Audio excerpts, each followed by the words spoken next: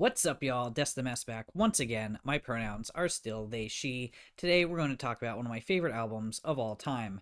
This is going to be a long one with lots of details to read, so let's get right into the discussion. The Wraith, Shangri-La, is the sixth Joker's card of the first deck. The Shangri-La version of the Wraith is a robed figure with horns protruding from the hood, appearing out of a book with a crow on his shoulder. His left hand is outstretched in a welcoming fashion, as if to tempt the person into hell one last time before ascension.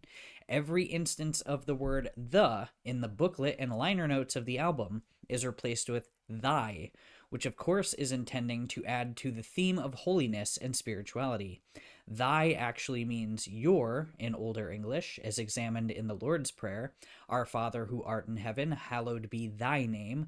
Thy kingdom come, thy will be done on earth as it is in heaven. According to the original lore, this album was intended to be the last Joker card entirely, but of course this changed in 2009 with the release of Bang Pow Boom. The Wraith is a metaphor for death, or the Grim Reaper. The Wraith touches you, ending your life, and you are sent to either Shangri-La, which is heaven, or Hell's Pit. We're going to focus on the former and save the latter for our next video. Let's explore the tracks. Walk into thy light. The intro is spoken by Jumpsteady. A presence can be felt by those who have followed the epic saga as told by the Insane Clown Posse. It is a presence that is synonymous with the crumbling of time itself. Thus emerges a being so powerful that he can exist between both the land of the living and that of the dead. He goes by many names, but is known to the living only as the Wraith. He walks upon worlds forgotten and descends from heavens faded to gray to witness the death of all mortal things, so that he may guide the departed upon the path that they have chosen. Here is the story of the path to Shangri-La, the sixth Joker's card. Only now will we truly understand the meaning of the saga. For this saga all along, each Joker's card is actually none other than the echo of our lives. There is a post-intro section where a patron is talking about how the carnival has arrived and says, "I'd better get my butt in there right now." A carnival barker shouts, "Ladies and gentlemen, welcome to the sensational and amazing Carnival of Carnage. They said it couldn't happen, they said it wouldn't last, but boys and girls and everyone, we've got a carnival for that ass. Tens of thousands of freaks, sideshows, and fools. A carnival who, together, lives by their own rules." Shaggy starts off with the first verse, talking about how ICP has foretold everyone something dark and wicked this way comes. He continues on to say that this is a carnival which we can all belong. The chorus features Sin from Zug Island. With tilt-a-whirls and merry-goes and carnivals of Fago, we're just trying to tell you all about the light, right? Now all the Joker cards have fallen in spectacular array, so when the Wraith is calling, walk into the light, right? Jay has the second verse, and he talks about punting Fagos, people wearing anybody kill a paint in his backyard, which is a true story according to Behind the Paint, his autobiography, and realizing that the platinum on the wall, which refers to the Great Malenko going platinum, is a sign that the carnival's been right here all along. The second chorus comes in with Jay, Sin, and Shaggy together. The third verse features all three interjecting with various parts, but the most important lines are at the end. But we just hoped the Joker cards would point you out to the light. This track is similar to Wax Museum in that the intro is a precursor to the song rather than having two separate tracks. The music fades into the next song. Welcome to thy show. Jay and Shaggy split the verses on this song, each spitting a few bars and trading off to the other. I'll read off the most notable lines from each verse. "Don't bother looking for parking, get rid of it. It ain't like you ever coming back, you fucking idiot. The carnival emerges only when you about to die, and right now, motherfucker, you are dead in the sky. So come and put your soul up on the merry-go-round and we'll strap you down and spin you into oblivion." The chorus is simple. "Welcome to the show, Shangri-La of the Dark Carnival. Welcome to the show, bitch boy, you dead. Welcome to the show, Shangri-La of the Dark Carnival. Welcome to the show, dead, dead, dead, dead." The second verse has tons of important lines. So they call us the circus. We accept the role. We've been saying that it's coming for like 10 years or so, and everywhere that we go, from Alaska to Spain, I'm seeing juggalos dancing in a Fago rain. Some of those at our shows feel a carnival high. I see 'em jump on the stage and float off into the sky. They ain't never coming back. The carnival has been found, and all we can do is dream about 'em, smoking 'em down. I got love for dead people, and I hope to die. I got Nedden waiting on me up in Shangri-La.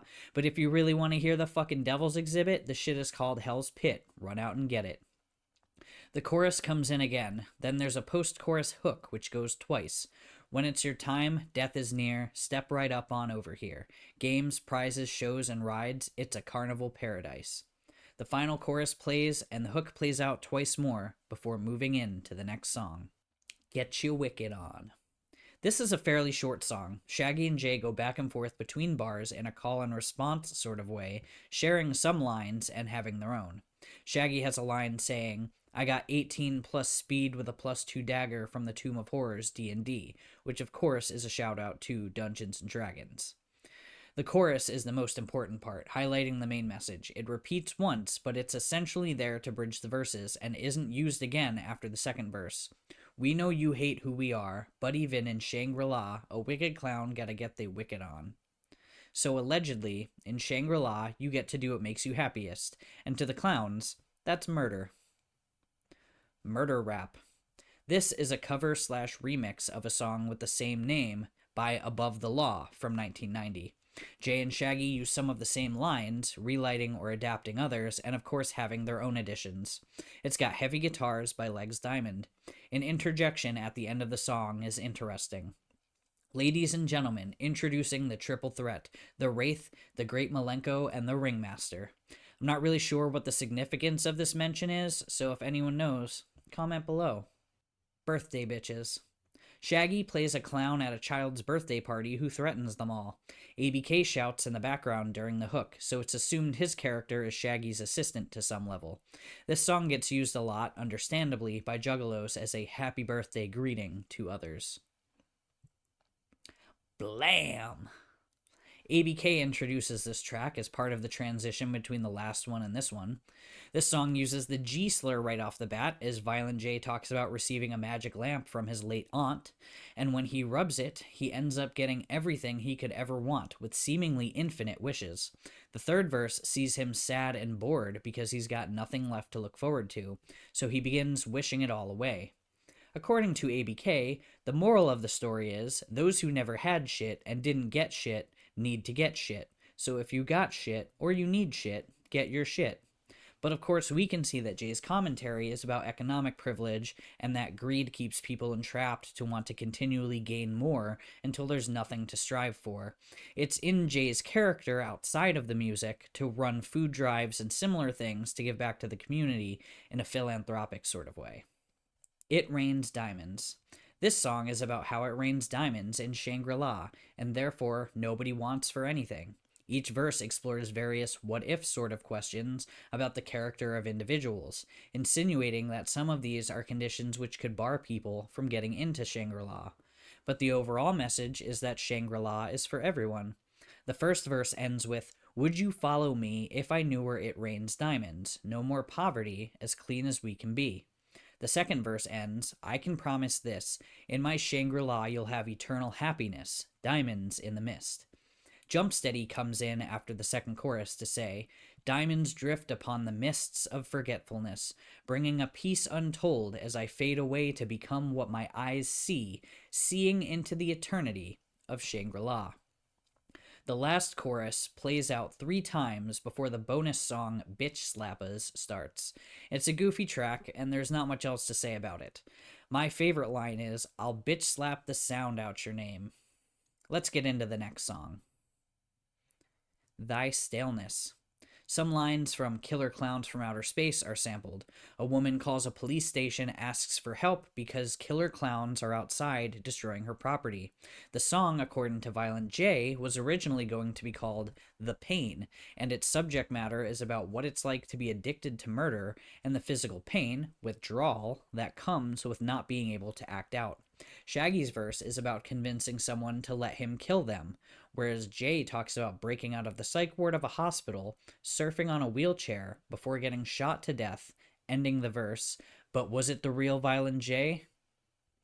There are some funny lines, but nothing really of note for lore or political purposes. Isham ends the song with an outro that leads directly into the next song. Yeah, that's right. We just stale as fucking fuck. Suicidalists, which are Isham's fans. Juggalos, we just stale. No matter what, we always gonna be stale as fuck, 'cause that's just how we do. This is Isham, motherfucker. I was on the first Joker's card and the last. I am the wicked shit.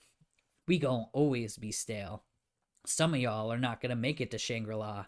Some of y'all gonna be waking up on some whole other shit. This is Hell's forecast. Jay talks about what hell could look like to those who don't make it to Shangri-La.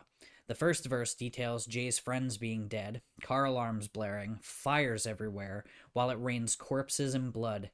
The chorus repeats this sentiment.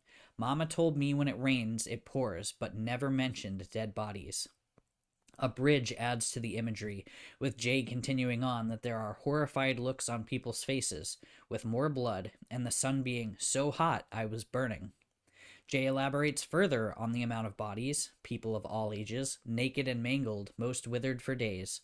He hides under a tree as fingers and organs fall upon him, where he stays, sleepless for days, the sun baking the corpses around him. He begins walking through the flood of blood. It was right at that moment the Wraith had appeared, and the message it left me might sound kind of weird, but take all that I'm seeing and opposite that. Truth is, I'm the one dead, and this is my hell's pit. A segue begins with the rude boy leaving a voicemail, which goes right into the next song, switching the vibe entirely. Juggalo homies. This song is a classic, and it's of course about Juggalo homies. I feel like I don't need to reiterate that, since it's the title. Jay talks about how his friends are closer than some of his family. Jay does the first two verses with Shaggy on the pre-choruses and choruses, but the song features Twisted on the third verse. To this day, both ICP and Twisted will play this song at shows, which is ironic because they're only doing their own parts since neither group is affiliated with each other anymore. For what is considered the family era, this song spoke to the closeness of everyone on Psychopathic Records at the time, but now it's an unfortunate reminder that greed and personal differences can ruin friendships. Because of that, I've got mixed feelings about this song. It's still a good one, but it's got a sad story attached. Ain't Yo Business. This was released as a B-side on the Homies single, originally named Maybe, and Violent J described it as a blast of rap for your rap gangsta thug asses, which is obviously meant to be funny. Jay raps both verses, and Shaggy features on the chorus. The theme of the song is, it's nobody's business what we do. It's a goofy song, and it fades into another bonus track, Supervillains, which is essentially the sneak preview for the new rap group of the same name, consisting of Shaggy, Violent J, and Isham. Ironically, Shaggy does not rap on this section either. Jay uses the F slur here to describe Robin of Batman lore. That's about all that's notable between both songs on this track. We Belong. This is a fairly underrated song, but I think it's one of the most important on the whole album. The intro features Willoughby Rags talking to someone crying who feels left out, stating, "We take all shapes, colors, sizes, and genders." Whether they know it or not, and they likely didn't at the time, this is ICP's single most inclusive line across their entire discography. As someone who's navigated Juggalo spaces online over the years, I can say it isn't often referenced, but I know that trans and queer Juggalos specifically can point to this as a reason why we too belong. The song itself, across both verses, lists off various kinds of people in different situations who all belong with the Dark Carnival. Shaggy stated in an interview that it doesn't matter if you're born with a silver spoon in your mouth or a crack rock in your mouth. What he's saying is that anyone is welcome at the Dark Carnival. Cotton Candy and Popsicles. This song is about sex. Amy Anselm of the band Blush plays the girl that Shaggy and Jay are trying to land. Sin leads the chorus. I'm not going to quote anything because I don't think it's necessary, but I will say that it's a vibey song with some good guitar work in it. Crossing Thy Bridge. This is the saddest song on the album. It's about children dying and how they're seen crossing the bridge, seemingly into purgatory. The sentiment from both Jay and Shaggy is that they wish they could take place of the kids. The chorus is strong. I've seen some children crossing the bridge. What kind of life did they get to live? What kind of choice do they get to make? What if it was a child's mistake? The clowns don't do any rapping on this song. It's got a rock vibe throughout. A very notable line is in the second verse, where Shaggy says, I try to pray every day, but sometimes get lost on the way. I've seen the holiest spirit so much to mislead the way. It brings the message of religiosity to the Dark Carnival mythos, and powerful it is. In the bridge, Jay says, come on up and open up your door. What if it's a purgatory door? And Shaggy yells out, fucking take me instead.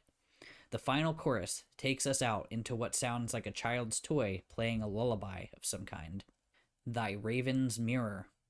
This song is split into two parts, but not quite in the same way that the other two-track songs are played out. Shaggy takes the first part, the Joker and the Juggler, between two choruses, where he does his usual round of murders, then kills a judge, sentencing himself to eternal happiness and good health. After the second chorus plays out, Jay's part, Let Me Go, comes in with a new beat and vibe. Jay talks about what it would be like to be trapped in a coffin, not sure if he's alive or dead, and unable to move or go anywhere. The new chorus is the most important part of this entire track. Am I asleep or not? I don't know. Body is rotting and I feel pain. Get me to heaven or get me to hell, but don't leave me dead inside this thing. This could be a double meaning, that Jay doesn't want to be trapped inside the coffin, or for his soul to be trapped inside his own body. This is further supported by the post-chorus, including, My body won't let me go. It repeats a few times before going into the next song. Thy Wraith. This is the song that completely explains the character of the Wraith. Shaggy and Jay go back and forth in each verse talking about various situations where the Wraith appears to give people the touch of death. At the end of the first verse, Shaggy says he's waiting there watching through the eyes of a crow, which ties the bird to death incarnate. This is also seen in Dark Lotus lore, which we'll get to at some point. The second verse, they reiterate the point they made in Crossing Thy Bridge, saying, Then again, 9 times out of 10, I wish he'd take me instead of some of these poor children we see. The chorus is pretty strong. Death is always at a shitty time. Don't bother trying to run and hide. Take his hand, cross to the other side, step to the other side. The third verse is, in my opinion, the most important, as it gives the clearest description of the Wraith's job as part of the Dark Carnival. He remains nameless, but we call him the Wraith. He is the 6th Joker's card of the Dark Carnival faith. That's it. Now your clock is ticking. Every second counts. And everything you do that's righteous or wrong, it all amounts. And whether you going to heaven or hell, he doesn't care. He's only here to give you the death touch and send you there. Most people fear him because they don't understand that once he finally touches you with death, eternity can begin. While the concept of death is scary to many of us, they portray the Wraith as a neutral party, simply there to take you to your afterlife. This is the second strongest song on the entire album, and as the outro plays out, it fades suddenly before the final track begins. Thy Unveiling. There is a shimmery sound in the background, and Jay and Shaggy list off each of the Joker's cards so far, with a bell chiming for each one, with a gong-like sound just before the Wraith. I'm going to read off all of the lyrics here because it's the most important song on this album and of the first 6 cards. Looks like we're all out of time, brother. Everybody's out of time. Fuck it. We gots to tell 'em. All secrets will now be told. No more hidden messages. This is it, y'all. Time's up. Everything be out right here. No need for the reverse talking. The truth. Now, we've been told this carnival shit has touched on many lives. People have fucking sworn to us they too can feel it inside. What is it that draws you in, this magic that compels you? We've been waiting 6 fucking Joker cards to finally tell you. The messages and hints were there, although most never picked up on 'em. We snuck 'em in subliminally with that wicked shit around 'em. We mentioned more and more of this on every Joker's card. The bottom line, always the same. You ain't have to look hard. We wickedly kick it, inflict it, you get it, get with it, and dig. We don't preach it flat out, cause some ninjas don't want to get with ya. They quick to forget ya without the hatchet and get out. So we rose the hatchet, do or die. Now Juggalo standing tall. After all six have risen, the end of time will consume us all. It ain't got nothing to do with us. It ain't psychopathic records. All we're doing is pointing shit out to you. We in this together. Who's behind the Dark Carnival, the gatherings, and the hatchet? Who's behind Dark Lotus, the circus, and everybody at it? Who invented juggalos and juggalettes and fucking Fago showers? What about that feeling you get when bumping our shit? Who's behind the juggalo powers? This ain't no fucking fan club. It ain't about making a buck. Don't buy our fucking action figures, bitch. I don't give a fuck. It ain't about Violent J or Shaggy, the Butterfly, or 17. When we speak of Shangri-La, what you think we mean? Truth is, we follow God. We've always been behind him. The carnival is God, and may all juggalos find him.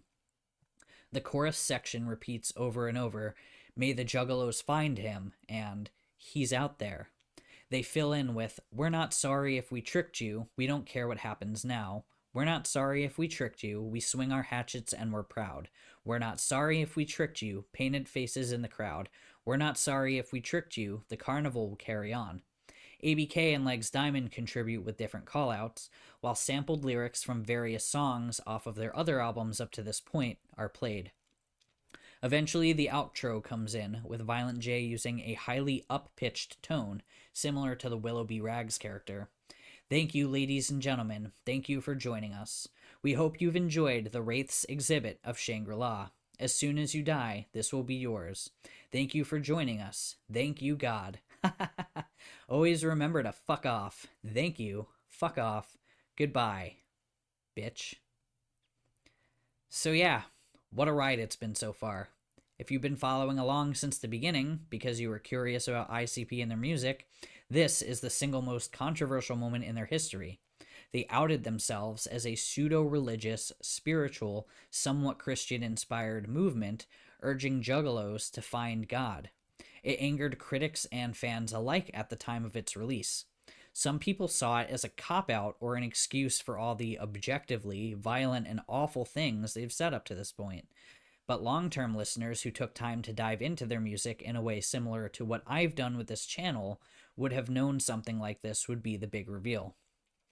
As you'll know from listening to me yap in all my videos, I'm an atheist, but I still get goosebumps and a good feeling when I hear this song. The album gives me hope and, dare I say, some faith in people and the world. It certainly helped me get through my late teens and early 20s when I was struggling. I revisit it a lot, and I get a wave of nostalgia each time. Something better is achievable than what we've got now. Anyway, if you like what I'm doing, stick around. We've got one more album to cover for the first deck, Hell's Pit. It's a darker, grittier album, and of course is intended to contrast the lighthearted and hopeful themes of Shangri-La. Here's your reminder to like the video, follow and subscribe, and leave a comment below talking about how this album affected you. Buy some merch. Special shoutouts to the Dark Star Assassins for including me in their group, and of course to Chapter 17 and the C-17 Street Demons putting in work on the ground. Got some big things coming for 2026, so stick around and see what's next. Alright y'all, that's all I've got. I've been Des the Mess, and I will see you on the next video. Whoop whoop. Right here we belong! Right here we belong! Right here we belong!